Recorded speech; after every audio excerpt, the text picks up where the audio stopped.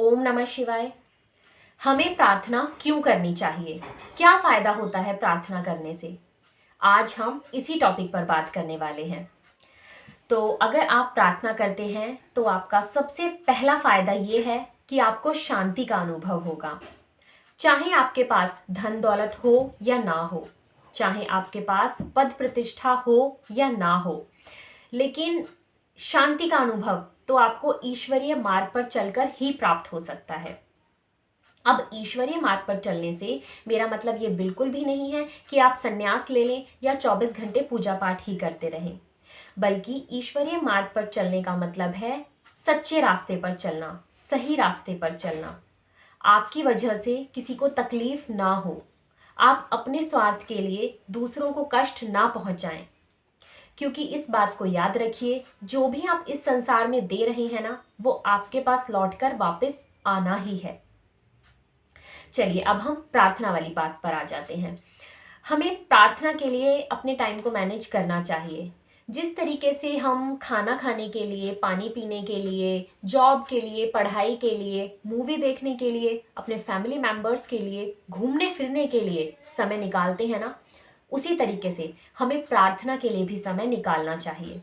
कितनी आसानी से हम लोग कह देते हैं ना कि प्रार्थना करने के लिए तो हमारे पास समय ही नहीं होता, लेकिन बाकी सभी कामों के लिए हमारे पास भरपूर समय होता है। तो फिर प्रार्थना करने के लिए क्यों नहीं?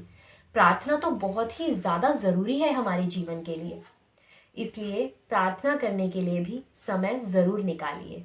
चलिए अब हम बात करते हैं दूसरे फायदे की। हमारी वाइब्रेशंस हाई होती हैं। जब हम प्रार्थना करते हैं तो सकारात्मक ऊर्जा उत्पन्न होती है, और ये सकारात्मक ऊर्जा आप पर तो प्रभाव डालती ही है, साथ ही आपके आसपास के लोगों पर भी प्रभाव डालती है। जब आप प्रार्थना करते हैं तो प्रार्थना आपके अंदर की नेगेटिविटी को निकालकर आपको पॉजिटिव रखने का काम करती है। तीसरा फायदा, आपकी डिसीजन लेने की क्वालिटी इम्प्रूव हो जाती है, क्योंकि जब आप प्रार्थना करते हैं तो आपकी वाइब्रेशंस हाई रहती हैं, आप शांत रहते हैं और इसीलिए आप सही डिसीजन ले पाते हैं।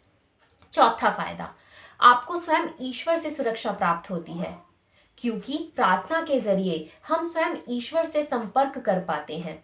वैसे तो हर पल हर क्षण ईश्वर हर किसी के साथ होते हैं, लेकिन प्रार्थना के जरिए हम ईश्वर को महसूस कर पाते हैं। हम ईश्वर के मार्गदर्शन को, उनकी सुरक्षा को प्राप्त कर पाते हैं। तो देखा आप सभी ने कितने सारे फायदे होते हैं प्रार्थना करने के।